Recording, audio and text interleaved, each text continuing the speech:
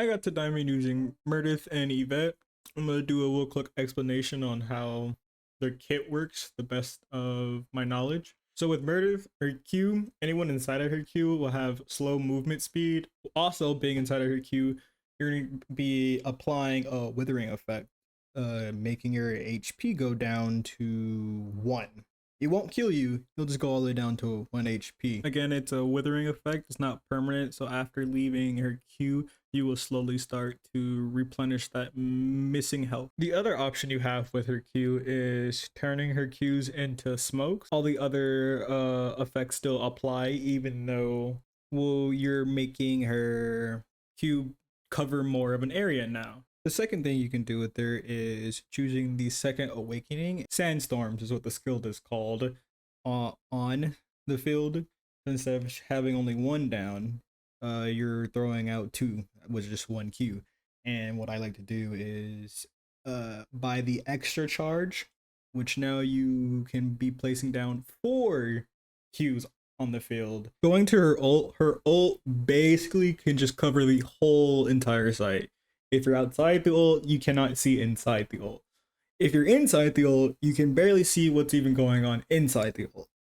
During the ult, if you are inside for the enemy, you're being pulled toward the center of it while also losing HP. You will not die to the ult, you will only go down to 1 HP left. It's still the withering effect. Leaving the ult will slowly start regenerating your HP back. So running away from it is going to be making you run slower, and running towards it, you'll increase your speed. That's more for the a team that put the ult down, so you don't miss your shots and trying to figure out why they just randomly got to increase speed boost.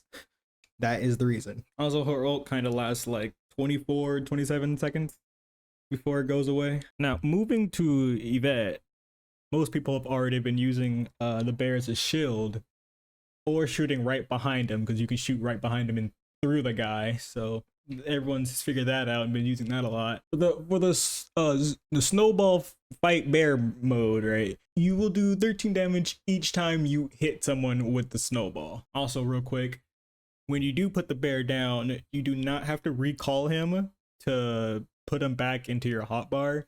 You can just hit Q again and he will stay right there. That's all you have to do. Just hit Q again and you have a camera, a bear camera. Now, for the Teddy Assault, if you actually run into the enemy, they'll get forced into the paper form as if they got hit with the windstorm grenade. You do technically have 4 charges of ice to put down, including the 3 you start with.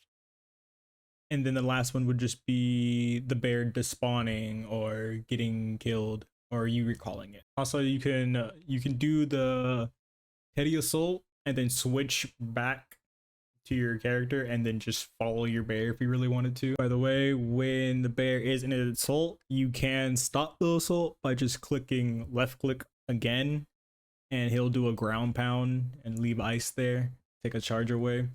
But you do not have to commit to the charge if you want to stop the bear from running into wherever. Go ahead and left click again, it'll do ground pound and he'll stay there. Moving to her ult, nothing too crazy.